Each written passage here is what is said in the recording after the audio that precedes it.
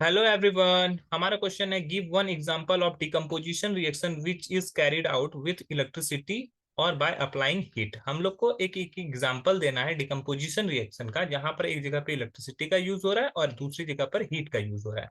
तो चलिए फर्स्ट का आंसर हम लोग करते हैं। अब इलेक्ट्रिसिटी का यूज कहाँ पड़ता है?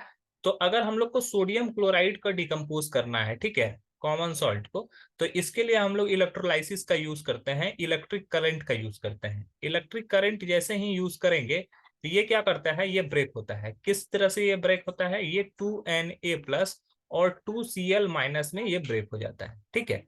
अब क्या होता है, इलेक्ट्रोलाइसिस कराने के लिए क्या होता है कि दो इलेक्ट्रोड लिया जाता है, क्योंकि करंट फ्लो करने के लिए एक पॉजिटिव चार्ज चाहिए, एक नेगेटिव चाहिए।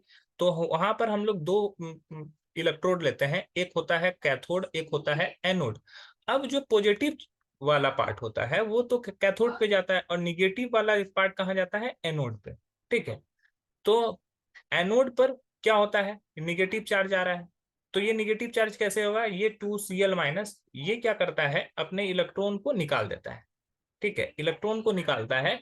तो ये Cl2+2 इलेक्ट्रॉन हो गया, ठीक है। यहाँ दो इलेक्ट्रॉन जैसे ही निकलता है तो यहाँ पे Cl2 बचता है और दो इलेक्ट्रॉन इसका बाहर आ जाता है। और कैथोड में क्या होता है? कैथोड में पॉजिटिव चार्ज रहता है। पॉजिटिव चार्ज कैसे करता है? ये 2Na+ अपने इलेक्ट्रॉन को क्या कर लेता है? एक्सेप्ट कर लेता है। तो इससे क्या हो जाता है, ये 2Na में कन्वर्ट हो जाता है। अब ओवरऑल रिएक्शन अगर हम लोग देखते हैं तो ओवरऑल रिएक्शन में क्या होता है, यहां से देखो 2Na, यहाँ से 2Na कैंसिल, यहाँ पे 2Cl और यहाँ पे 2Cl कैंसिल। अब यहाँ से दो इलेक्ट्रॉन और ये दो इलेक्ट्रॉन कैंसिल, तो ओवरऑल रिएक्शन क्या हो जाएगा? 2NaCl रिएक्शन करने के बाद बन जाएगा 2Na+Cl2। तो ये एक तरह का डिकम्पोजिशन रिएक्शन है, डिकम्पोज होकर एक कंपाउंड डिकम्पोज होकर दो अलग अलग कंपोनेंट बनाया, ठीक है। और यहाँ पर क्या यूज किया गया है? Electric current. तो ये एक एग्जांपल हो गया। अब हम लोग बात करेंगे ऑप्शन बी की, जहां पर हीट को अप्लाई किया गया है। तो अगर हम लोग ऑप्शन बी की बात करें तो ये है कैल्शियम कार्बोनेट, ठीक है।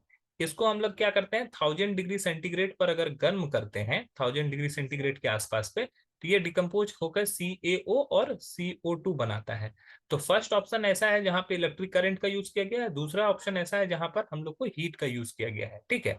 और दोनों ही डिकम्पोजिशन रिएक्शन है, यहाँ भी एक कंपाउंड ब्रेक करके दो या दो से ज्यादा कंपाउंड बना रहा है। तो इसको भी एक तरह का डिकम्पोजिशन रिएक्शन बोलेंगे। आई होप ये क्वेश्चन आपको समझ में आ गया होगा। That's all, thank you.